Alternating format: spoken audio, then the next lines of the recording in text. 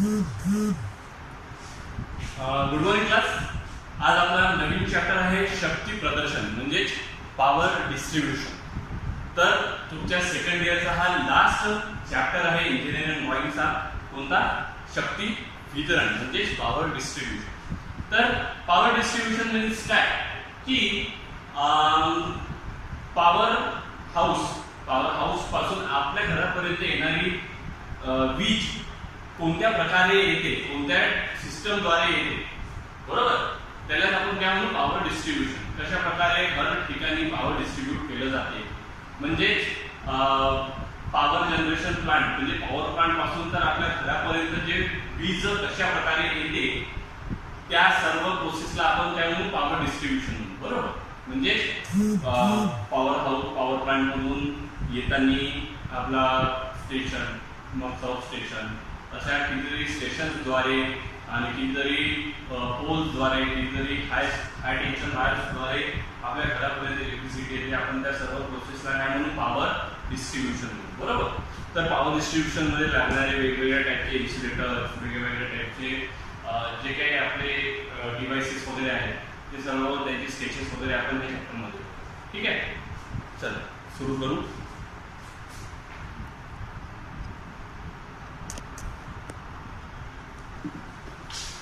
तर शक्ति वितरण म्हणजेच पॉवर डिस्ट्रीब्यूशन म्हणजे काय? तर विद्युत शक्ति के उत्पादन एवं उपकेंद्र तक पारेषण के पश्चात म्हणजे उत्पादन एवं उपकेंद्र, शक्ति के उत्पादन म्हणजे पॉवर जनरेशन म्हणजे पॉवर प्लांट पासून तर सब स्टेशन, त्यानंतर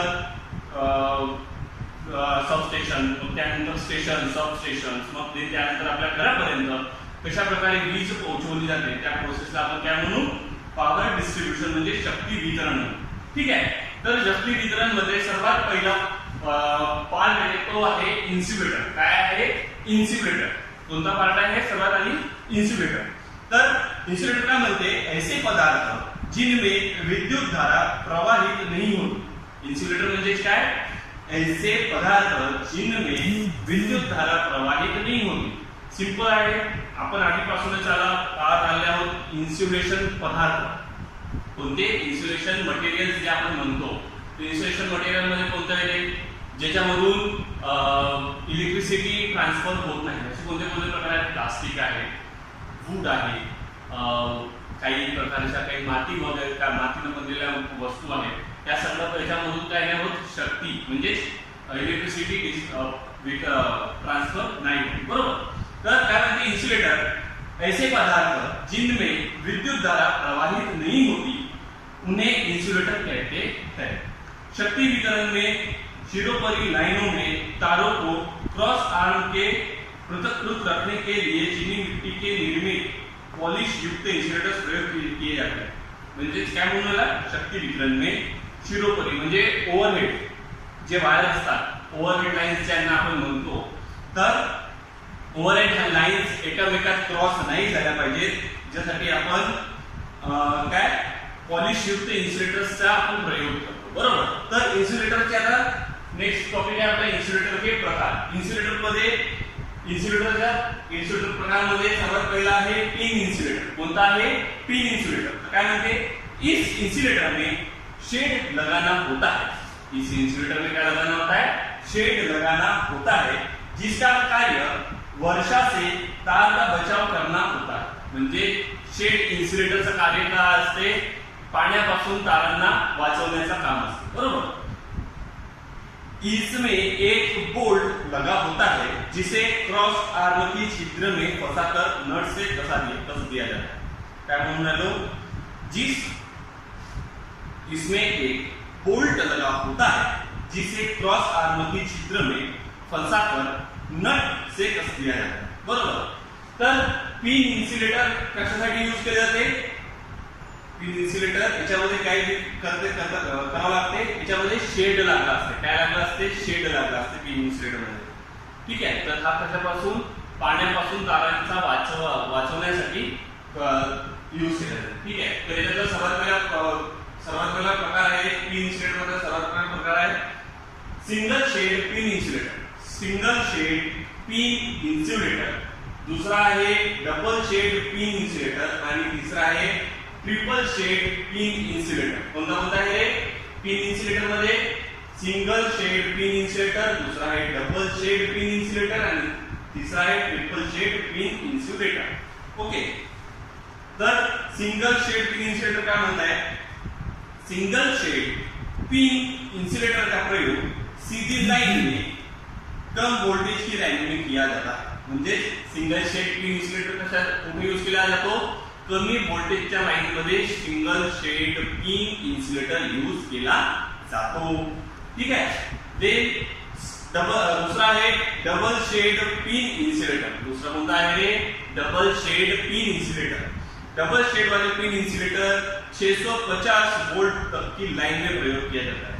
डबल शेड पिन इंसुलेटर कशामध्ये यूज केले जाते? 650 वोल्ट पर्यंतच्या लाईन्स मध्ये प्रयोग केला जाते. आणि ट्रिपल शेड पिन इंसुलेटर कुठे यूज करतात? 650 वोल्ट पेक्षा जास्त ज्या लाईन मध्ये व्होल्टेज आहे त्या लाईन मध्ये आपण ट्रिपल शेड पिन इन्सुलेटरचा वापर करतो. बरोबर. तर सिंगल शेड पिन इन्सुलेटर कुठे यूज केला जाते? म्हणजे ज्या कम व्होल्टेज म्हणजे कमी व्होल्टेजच्या लाईन मध्ये सिंगल शेड पिन इन्सुलेटर वापरतात. डबल शेड पिन इन्सुलेटर कुठे वापरतात? ज्या लाईन्स मध्ये 650 वोल्ट पर्यंतचा करंट असतो त्यामध्ये आपण ट्रिपल शेड इन्सुलेटर वापरतो. आणि ट्रिपल शेड पिन इन्सुलेटर कुठे वापरतो? 650 वोल्ट पेक्षा अधिक व्होल्टेज ज्या लाईन मध्ये असेल त्या लाईन मध्ये आपण काय वापरतो? ट्रिपल शेड पिन इन्सुलेटर वापरतो. ठीक आहे.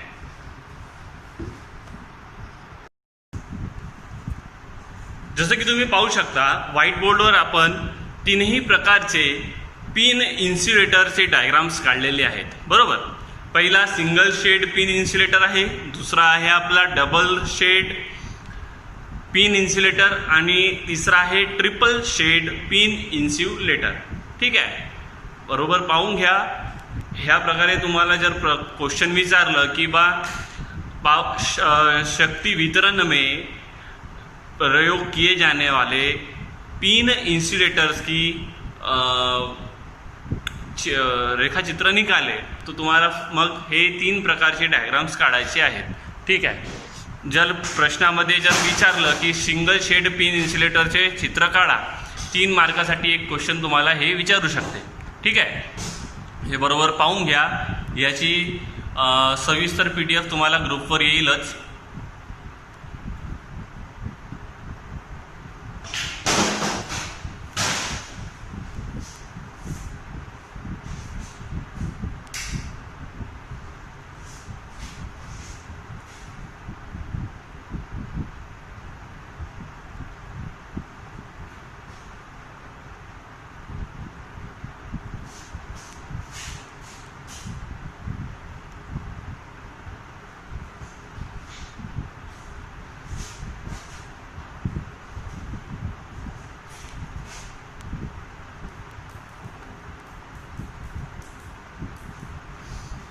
देन याच्यानंतर आहे सेकंड प्रकार, तो आहे सस्पेन्शन इन्सुलेटर. कोणता आहे? Suspension insulator. पहिला कोणता होता?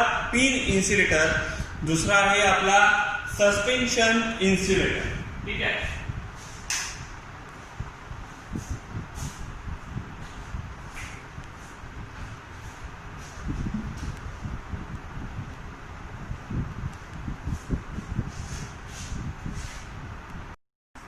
तर व्हाईट बोर्डवर आता तुमच्या समोर सस्पेन्शन इन्सुलेटर, एक इन्सुलेटर आणि स्टे इन्सुलेटर ह्या 3 इन्सुलेटर्सचा डायग्राम काढलेली आहे. ठीक आहे. सविस्तर बघा. यांची सविस्तर माहिती आणि डायग्राम्स तुम्हाला व्हॉट्सॲप आपल्या ग्रुपवर PDF द्वारे मिळतीलच. हे बरोबर लक्षात घेऊन पहा कशा प्रकारे काढलं जाते. हे तुम्हाला 3 मार्कासाठी एक विचारणार. ठीक आहे.